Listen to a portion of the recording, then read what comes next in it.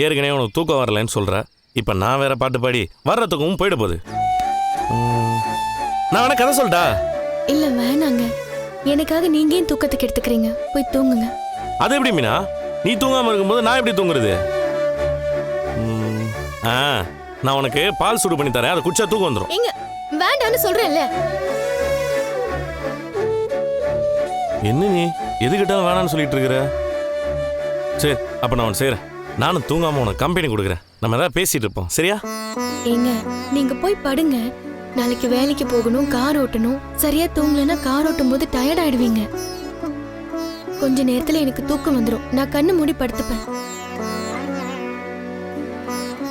மீனா, என்னாச்சு உனக்கு? உன் பேச்சே சரியில்லை. முகம்லாம் ஒரு மாதிரி டல்லா இருக்கு.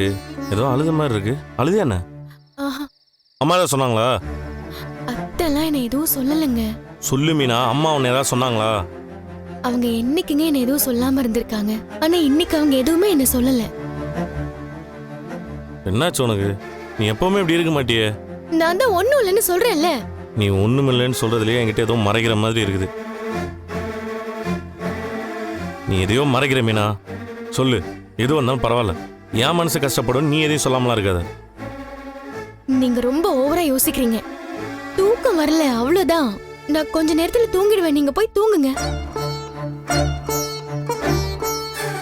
இப்ப படுக்கிறீங்களா இல்லையா?